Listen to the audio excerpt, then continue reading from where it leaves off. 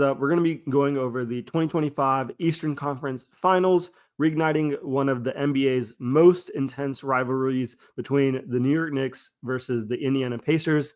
After a quarter century, these two powerhouses are kind of meeting again with a finals berth on the line. And today we're going to be, breaking down why I believe the Knicks will clinch this series in 6 games. We're going to go ahead and dive into it.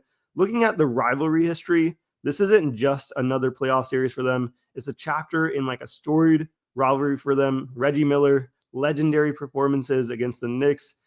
They had intense battles in the 90s, and these teams have history here. I mean, even in the playoff meeting in 2024, where the Pacers edged them out against the Knicks in 7 games, and now the Knicks have chance at redemption while being fully healthy. If you guys recall, they had a couple injuries, and the Pacers got through. And looking at the Knicks playoff journey up until this point, it's been pretty impressive. They took down the defending champion Boston Celtics in 6 games, showcasing resilient, healthy roster, and the Pacers still managed to win those games with their high octane offense led by Tyrese Halliburton and of course Pascal Siakam, who's a former champion if I am not mistaken. Their depth and their pace is what makes them formidable as opponents, and the question kind of remains, can they handle the Knicks' physicality in this one and the defense? That's what I'm going to be looking towards. We're going to go straight over to the key matchups, X factors in this one. Brunson versus Halliburton, a battle of elite point guards. Brunson has the clutch gene versus Halliburton's playmaking. Who's going to kind of win out in that matchup? Obviously, Towns versus Siakam.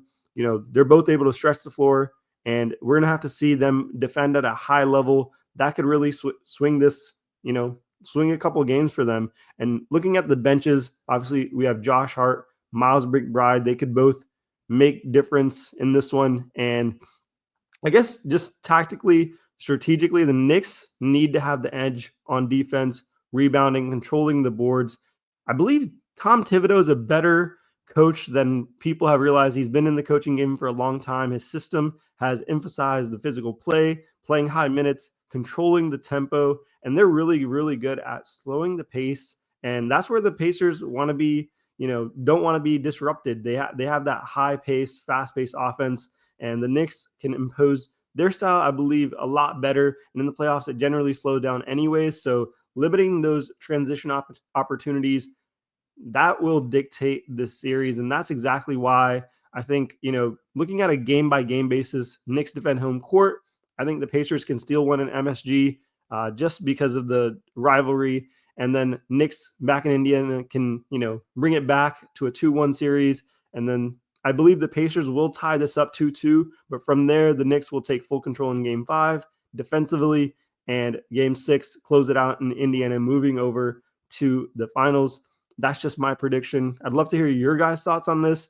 I mean, kind of concluding my full thoughts, Knicks have the combination of star power, depth, defense that can edge out a series like this where the Pacers are kind of lacking in all 3 of those phases. And they're a worthy adversary, but the Knicks are just poised for this return.